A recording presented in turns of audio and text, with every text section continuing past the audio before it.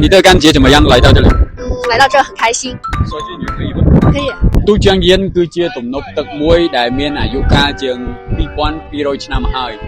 នៅទីនេះគឺយើងមើលទឹកអត់ហើយបើថាខែវស្សានោះគឺទៅខាងនោះវិញផ្កាជ័រហ្នឹងផ្កានេះគឺមិនមែនជ័រទេគឺផ្កាមែនទែនបើនិយាយអំពីអារម្មណ៍ខ្ញុំផ្ទាល់ពេលបានមកដល់ទំនប់ទឹកជាងយាននេះខ្ញុំពិតជាមានអារម្មណ៍សប្បាយពីព្រោះថាអាកាសធាតុទីនេះគឺមានខ្យល់ខ្លាំងដែលធ្វើឲ្យមានអារម្មណ៍ថាត្រជាក់ប៉ះសាច់ហើយ你的感觉怎么样来到这里来到这很开心。说句你可以吗？可以。Surprise你来到这里第一次对吗？对，第一次在东凤。第一次来到这里，我非常非常高兴。哇，你的中文很棒啊！哪里，我还差得远，还要继续学习。OK，ចឹងគាត់មកដល់នេះគាត់សប្បាយចិត្តណាស់ថ្ងៃនេះពិតជាមានអារម្មណ៍សប្បាយខ្លាំងណាស់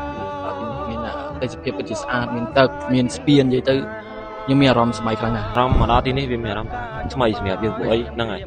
ថាវាទីមួយអាកាសធាតុត្រជាក់ហើយទី2ឃើញការអភិវឌ្ឍរបស់ស្រុកគេវាមានការប្លែកវាមានលក្ខណៈប្លែកខុសពីប្រទេសរបស់យើងក៏ប៉ុន្តែតែយើងក៏នៅតែល្អហើយវាមានអត្ថប្រយោជន៍វាមានយ៉ាងម្នាក់ហ្នឹងហើយបងចឹងយើងមកដល់ប្រទេសជឿនលឿនដើម្បីស្វែងយល់ថាប្រទេសគេមានអីហើយប្រទេសយើងមានអីយើងអាច compare ប្រៀបធៀបគ្នាបានណាថាប្រទេសយើងម្យ៉ាងប្រទេសគេម្យ៉ាងសួរពីចំណាប់អារម្មណ៍តិចតើមានចំណាប់អារម្មណ៍មិនដែរមកដល់ទូទាំងខ្ញុំមានអារម្មណ៍ថាមានសេចក្តីសប្បាយចិត្តខ្លាំងណាស់ដែលបានមកដល់ប្រទេសចិនហើយបានគេនាំមកដើរលេង